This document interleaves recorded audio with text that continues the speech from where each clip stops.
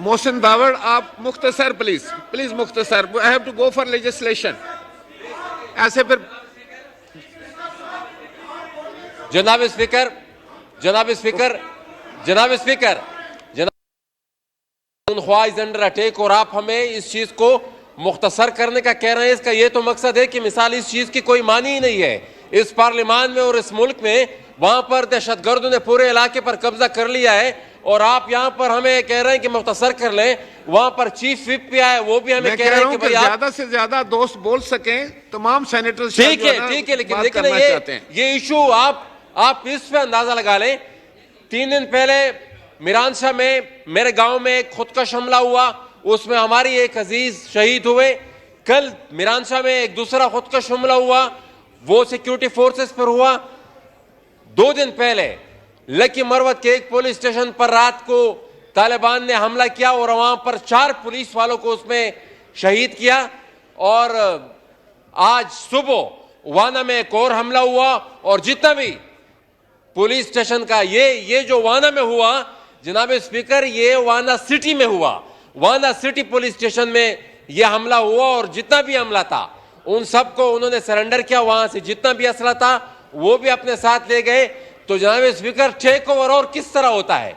ये take over है कि तालिबानों ने खैबर पख्तूनख्वा पर टेक ओवर कर लिया। और मैं एक चीज यहां पर रिपीट करना चाहूंगा, हमारे कल साबिका वज़ीर आज़म साहब ने एक ट्वीट की थी और उस ट्वीट में उन्होंने कहा था कि हम रिजीम चेंज, मैं सियासत नहीं खेलना चाहता, लेकिन वही वज़ीर आज़म था जिन्होंने कहा था कि जब तालिबान ने अफगानिस्तान पर टेक ओवर कर लिया, उन्होंने कहा था कि इन लोगों ने गुलामी की जंजीरें तोड़ दी हैं। मसला ये नहीं है कि वहां पर दहशतगर्दों ने कब्जा कर लिया है, मसला ये है कि हम अभी तक उस डिनाइल से उस चीज को फेस कर रहे हैं कि जैसे कुछ हुआ ही नहीं है। अब मैं बड़े माजरत के साथ कहना चाहता हूं कि हम अभी तक कंफ्यूज हैं। चंद दिन पहले यहां पर हमारे वफाकी वजीर साहब ने कहा था कि अफगानिस्तान में सारे अफगान वो मिलकर लड़े और मिलकर ही उन्होंने जंग जीती है। अगर यही अब तक हमारी अप्रोच है, यही अब तक अगर हमारी अप्रोच है, तो हम दहशतगर्दी का मुकाबला नहीं कर सकते, ना ही हम दहशतगर्दी का खात्मा कर सकते हैं। जिन जिन लोगों ने अफगानिस्तान में तालिबान के टेक ओवर को सेलिब्रेट किया था, वो सब आज की सूरत हाल के जिम्मेदार है। They are responsible for it. हम यहाँ से शादियाने बजा रहे थे, यहाँ से हम लोग अपने सहाफियों को वहां पर भेज रहे थे कि आप लोग सेलिब्रेट करें।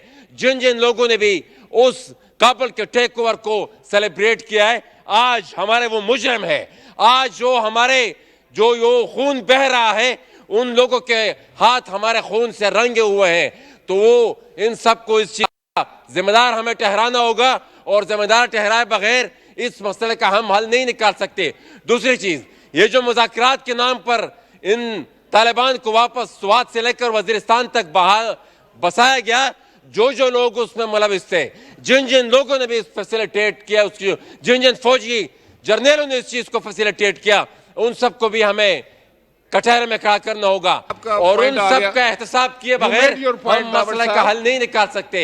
हमारी अफगान पॉलिसी अभी तक उसी 40 साल से जो अफगान पॉलिसी हमारी रही है, अभी तक उसी का तसलसल है। तो उस अफगान पॉलिसी को ठीक किए बगैर हम यहाँ पर ना अमन ला सकते हैं, ना हम दहशतगर्दी का मुकाबला कर सकते हैं, और ना ये इस तरह के कंफ्यूज सिग्नल से हम आए दिन अपने सियासी वर्कर्स को, अपने जवानों को और अपने पुलिस अपने उसको हम मरवाते रहेंगे और मसला ठीक नहीं होगा।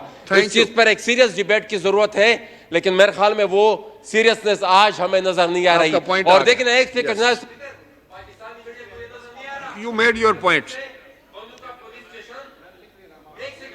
मोहम्मद ताहिर, हमारा बनुका सीटीडी पुलिस स्टेशन जो कैंट के अंदर है, जो कि कैंट के अंदर है, वो उसको उन्होंने हॉस्टेज बनाए रखा था। मैं नहीं समझता कि पाकिस्तान की मीडिया में उस जितनी अटेंशन उस चीज को दी गई थी जितना सीरियस वो मसला था। प्रिंट मीडिया भी हमने देखा, इलेक्ट्रॉनिक मीडिया भी देखा, और पाकिस्तान की सियासी क़यादत का जो रद्द अमल था उस पर, कि मेरे ख्याल में पख्तूनख्वा पर जब तक आग लगी हो, कोई किसी को कोई परवाह नहीं। लेकिन ये आग, मैं अगेन बताता हूं कि ये आग लड़केगी नहीं, ये अटक पार जाएगी। थैंक यू जनाब ताहिर।